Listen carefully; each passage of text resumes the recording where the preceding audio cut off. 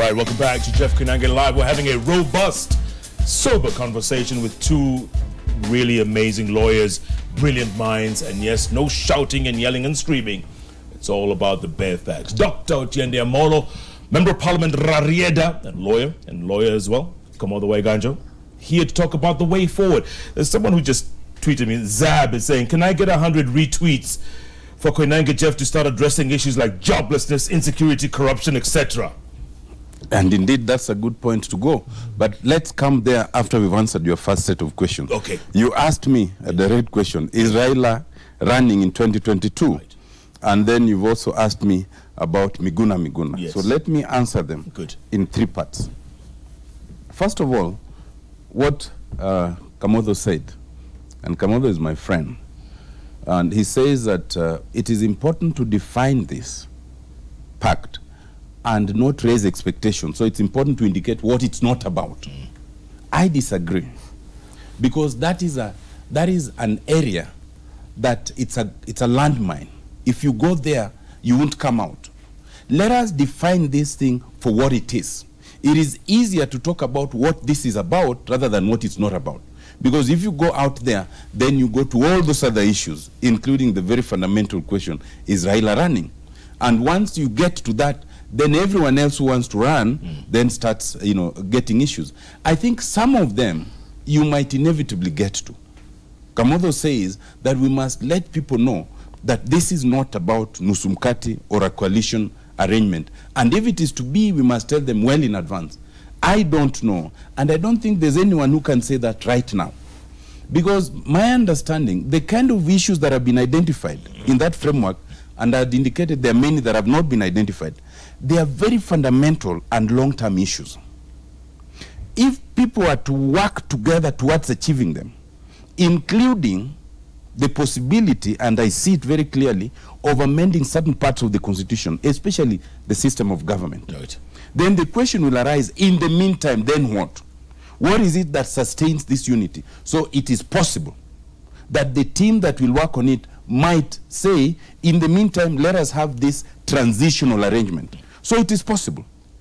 It is also to be understood, therefore, that the question of whether Raila is running or not, to introduce it to this discussion at this stage is to actually scatter it. Okay? It is suffice to say that the Constitution of Kenya does not have an age limit, does not limit you in terms of how many times you can run, and therefore it is the individual decision and the right of Raila Amolo Odinga to decide whether he's running or not. And that is a decision he would make. We need not bring it to the framework. But having said that, you then ask the question of Miguna. Yes. Who is not a happy camper. Let me answer you in three parts. Yes. Dr. Miguna is my friend. He is also my client. And he's also a member of the NRM, which has been part of the NASTA formulation. As my friend, I talk to him. We do not always discuss the political matters. Sometimes we do. As my client, and I represented him and still do, I fought tooth and nail, being tear-gassed and pro bono, and I will still fight tooth and nail that Miguna comes back to this country. Because as I said then, and as I've always maintained, when you are a Kenyan by birth, no one has the right to take that away from you and decide that you can be kept elsewhere. Right. Whether you are right or wrong is a different matter. You are entitled to be here. You do not take your son to Tanzania or your daughter because you fundamentally disagree with the things they do. You must deal with it. But therefore, lastly, Dr. Miguna is therefore right to come back and to express his political opinion on any issue. Right now, on this issue of the framework, we disagree. I am an elected member of Parliament for Rarieda on an ODM ticket. I am as much part of the party as much as I'm a representative of the people. And therefore, it is not always my individual view that matters. What matters is the view of the people I represent. What matters is the collective decision we take.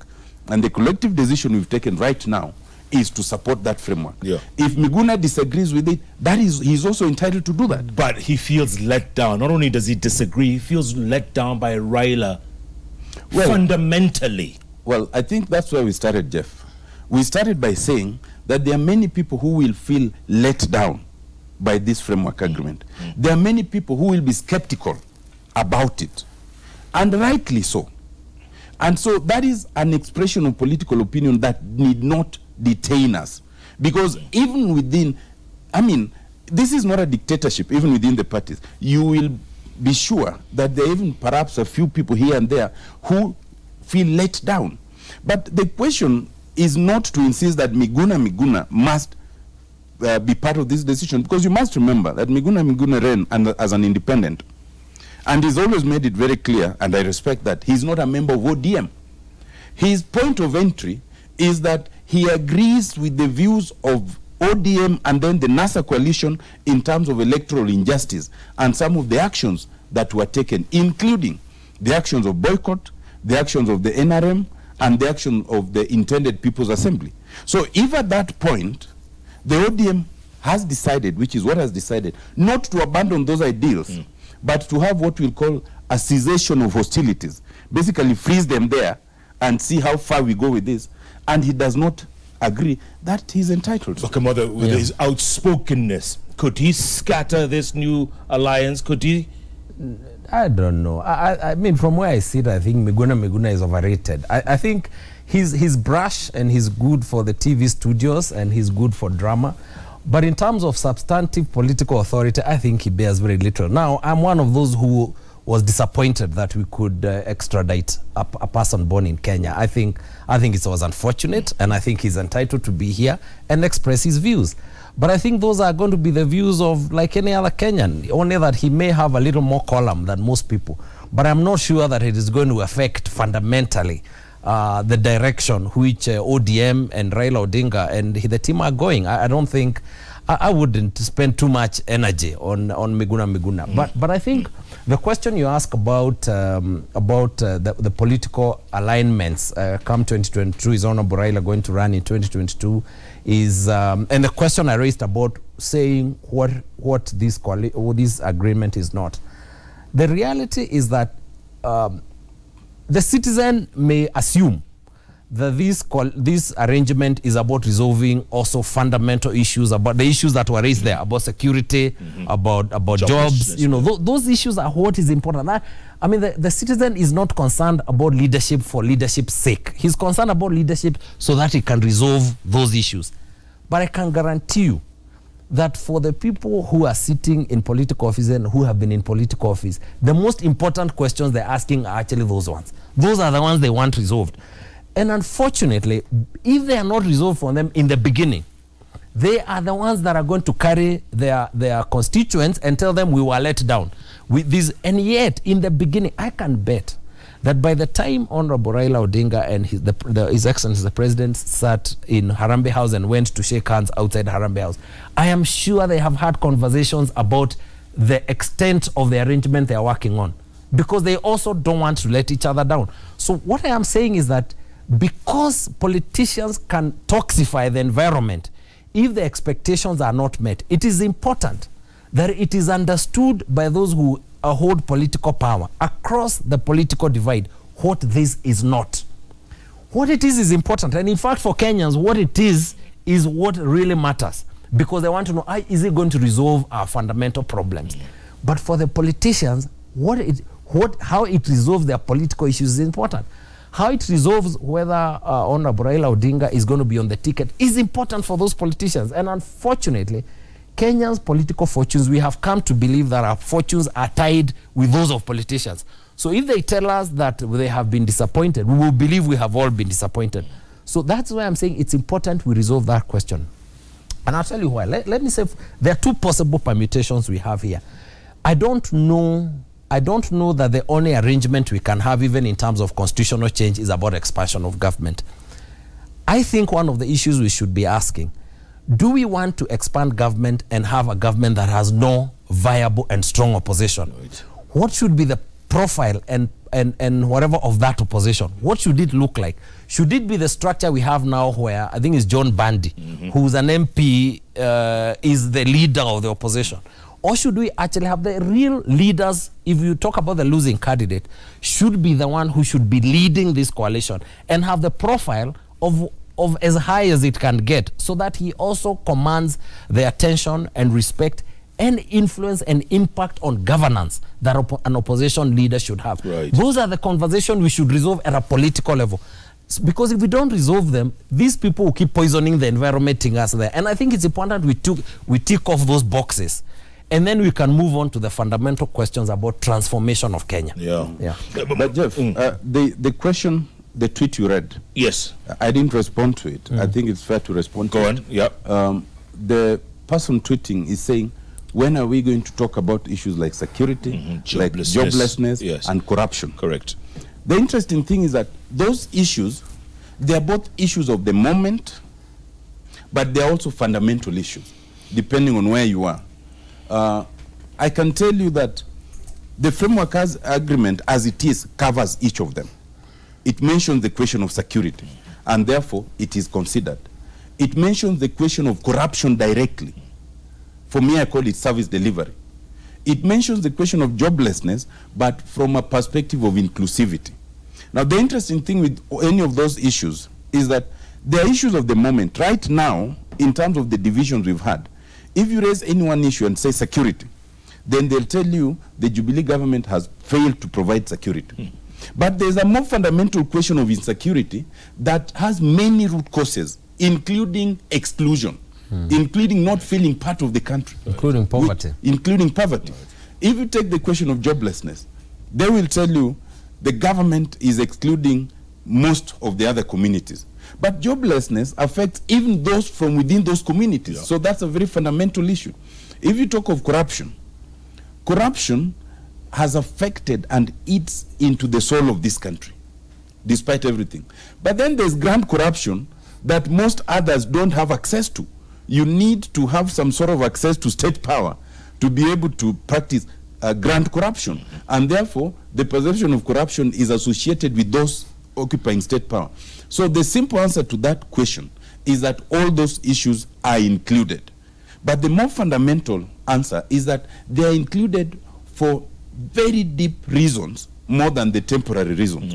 And so, of course, that's why we need this conversation. Because we have to get to the bottom. Absolutely. And what Kamotho was mentioning about the fact that who's going to provide the checks and balances against a government if everyone is in agreement? I think that needs to be explained. And I've seen some commentators, I've even seen some tweets right now saying, now that our team has joined the government, who's going to be in opposition?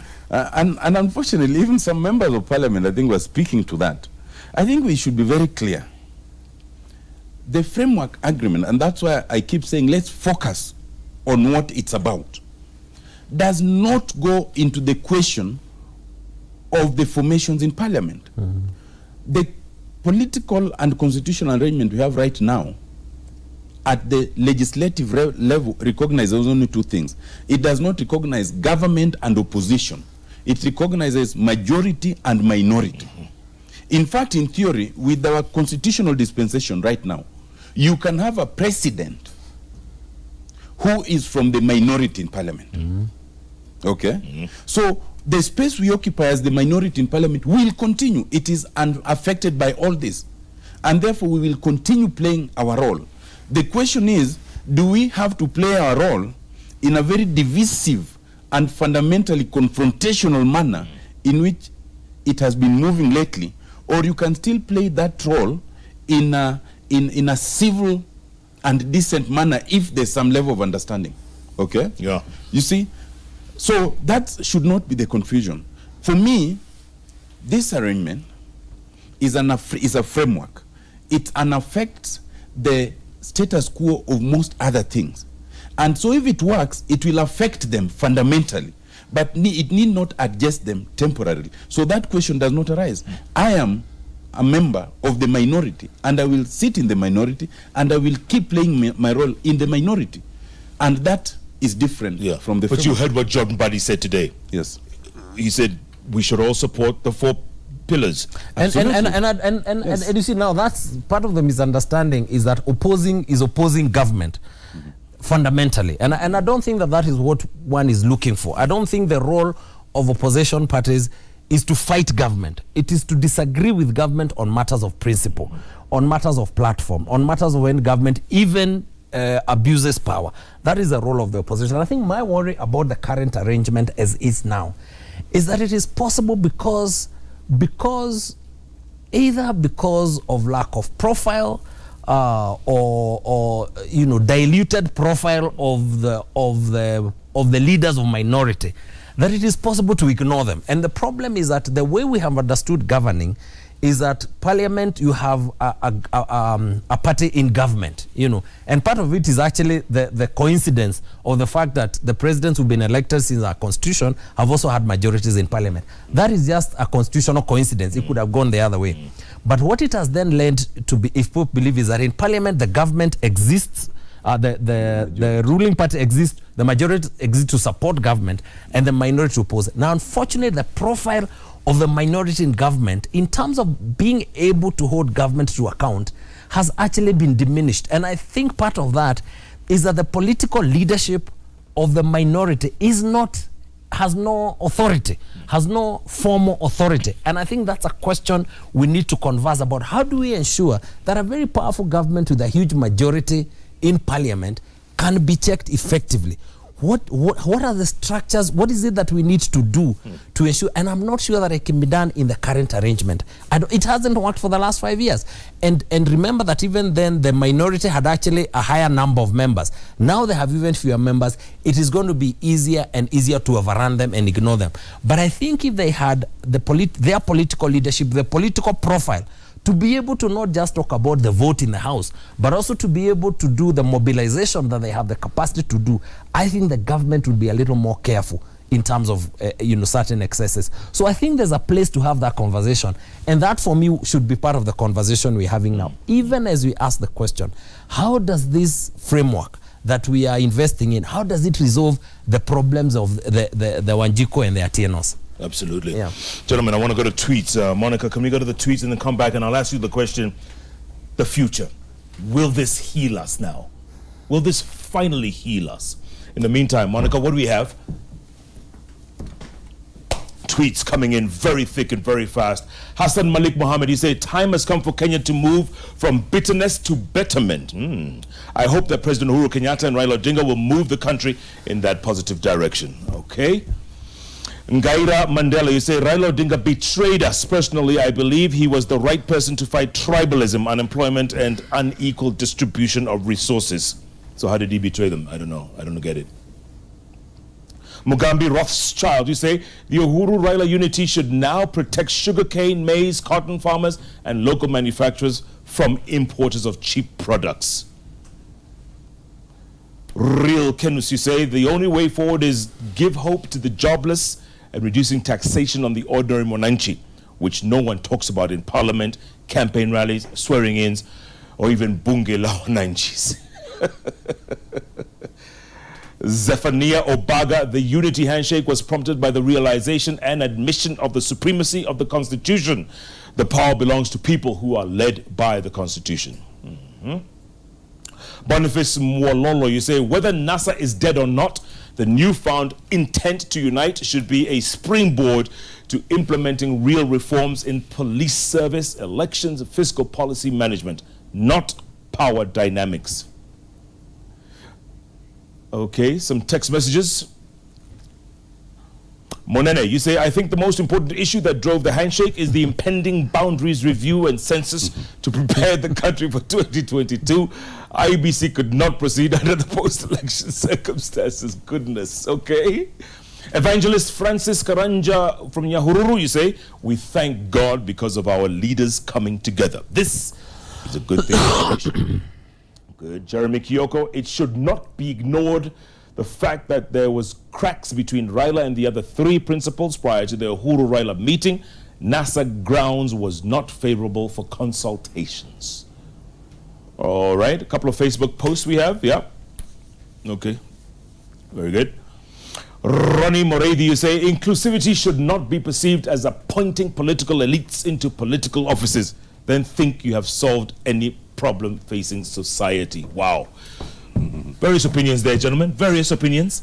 I think fundamentally, I think people are agreed that we have real problems in this country, and that the toxic environment that we had before was not going to be an environment in which you can resolve these issues, because then it becomes the government which is pushing an agenda, and the opposition which is duty-bound to oppose it, you know, because politically, you know, it is important to challenge even the legitimacy of that government, the capacity of that, the competence of that government.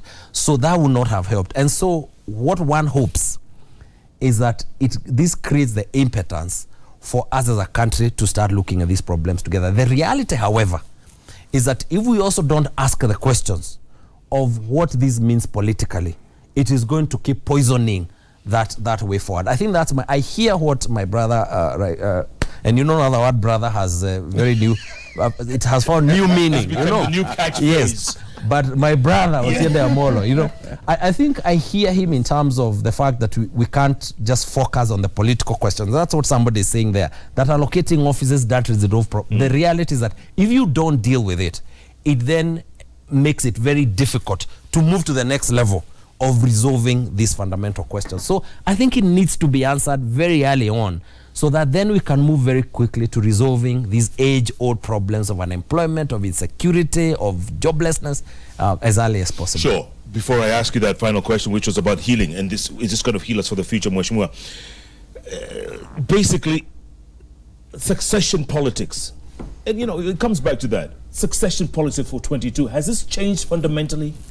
But, Jeff, allow me to comment on the tweets, and on one comment, then I come to that.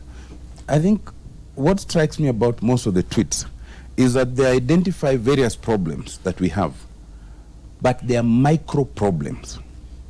The root causes of those problems are the macro issues that we are trying to deal with, whether it's taxation, whether it's joblessness, whether it's, you know, growing sugar, cotton, all those things.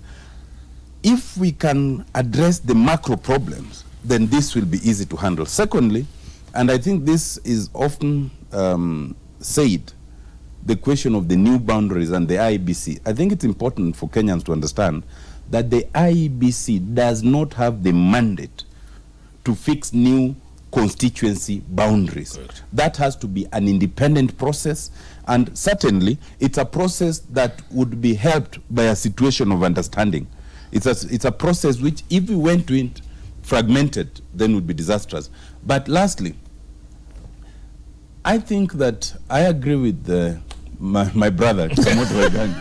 I love the brotherhood. Yeah.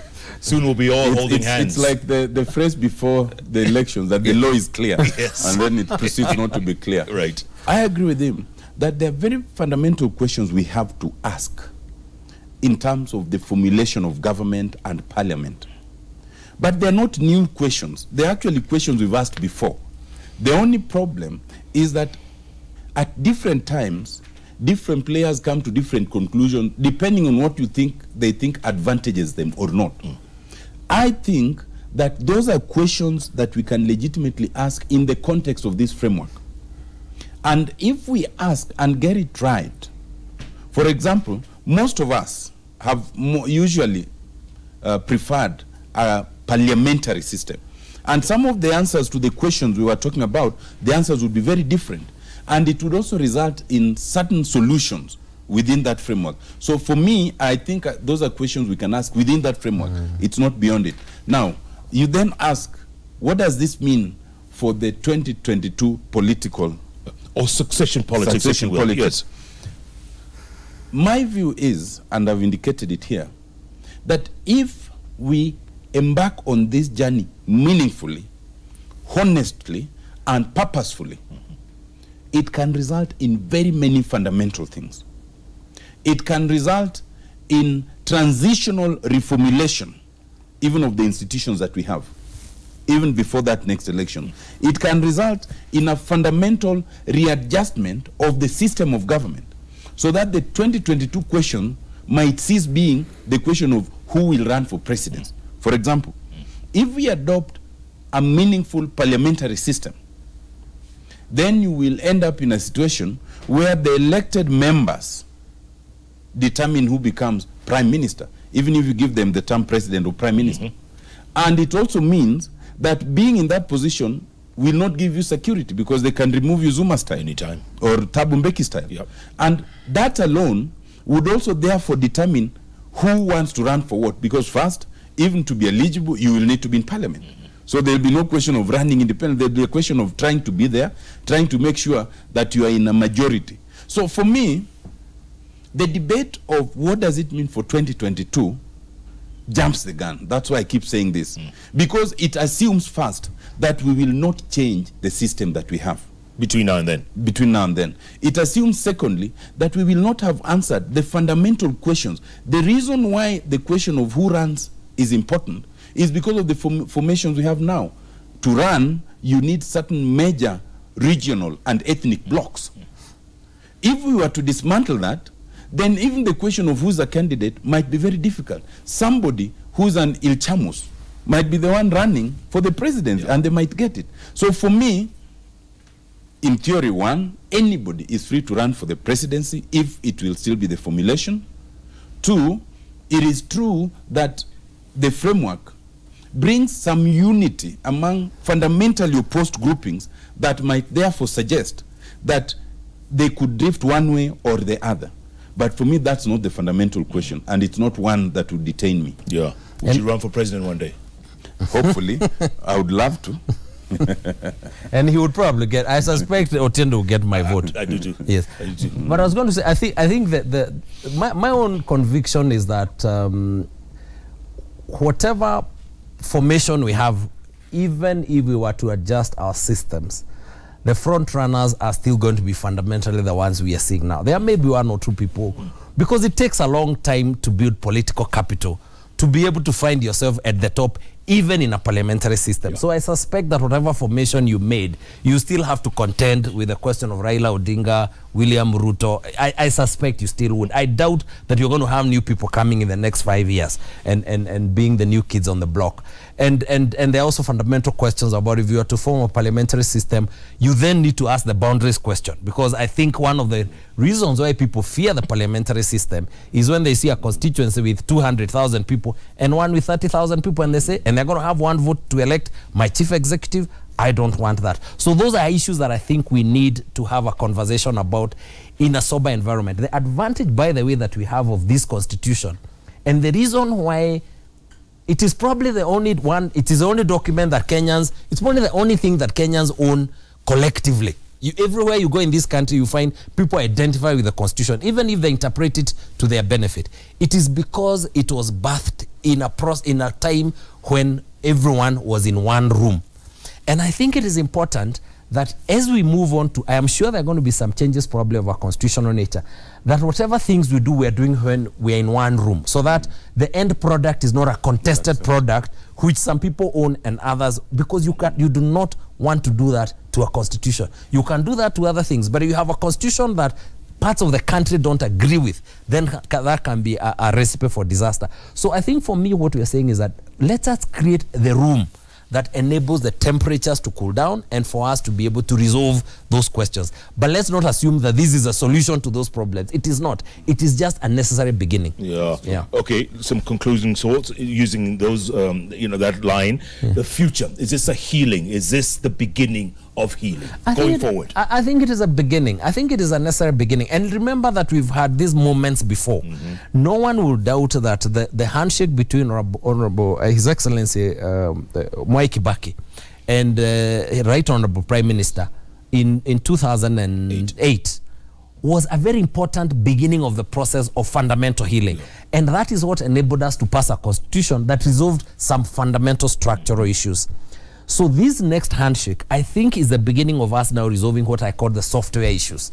And so it's important, because if we have resolved the fundamental structural questions, not perfectly, of course, the software question is so important because it keeps poisoning the underlying structural issues. So I pray that this is going to be the beginning of having a conversation on the software. The question of ethnic tension, the question of ethnic exclusion, the question of the questions of suspicions that are there, the questions of historical questions. Those issues are important to resolve the software issues so that we can then move together to resolve the questions that caller talked about. Absolutely. Good point. Mheshimiwa, you get the final word.